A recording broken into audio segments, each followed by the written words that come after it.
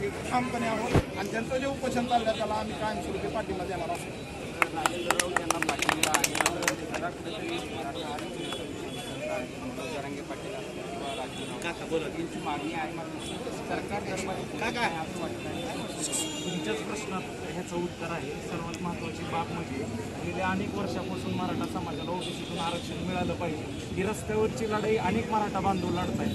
पण आज महाराष्ट्राच्या विधानसभेमध्ये साधारण 150च्या आसपास आमदार आहे. प्रत्येक पक्ष असं म्हणतो की मराठा समाजाला ओबीसीतून आरक्षण मिळालं पाहिजे. या मनोज जरांगे पाटील यांच्या भूमिकेला आमचा पाठिंबा आहे. पण असा पाठिंबा फक्त आपल्या रस्त्यावरच्या लढाईमध्ये देऊन उपयोग नाही. हा पाठिंबा आपण विधानसभेमध्ये ह्या संविधानिक पदावर जाऊन मांडला पाहिजे. ही भूमिका घेऊन महाराष्ट्रातले पहिले आमदार राजाभाऊ राऊत असे आहेत की ज्या मनोजदादा जरांगे पाटलांची भूमिका आहे की मराठा समाजाला ओबीसीतून आरक्षण मिळालं पाहिजे. ही रस्त्यावरची लढाई गेली 1 वर्ष झालं ती लढतायत. ही लढाई लढत असताना असंख्य आमदारांनी त्यांना जाऊन तिथे पाठिंबा दिला.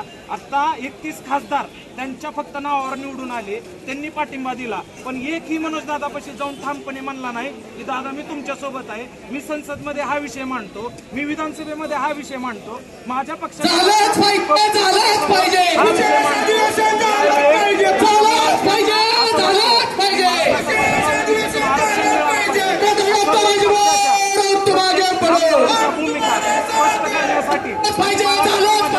जो संग्राम निर्माण झालाय कुणाला वाटतं. पण जी मुख्य मागणी विधानसभा मागणी करणारा कुणीच आमदार पुढे येत मी या आंदोलनाच्या माध्यमातून विनंती करतो की आमदारांच्या मागणीकडे आपण गांभीर्याने लक्ष द्या. आमदारांची मागणी कुणाच्या विरोधात नाही. आमदारांची मागणी क्लिअर कट समाजासमोर उघडपणे आहे की मराठा समाजाला आरक्षण मिळालं पाहिजे.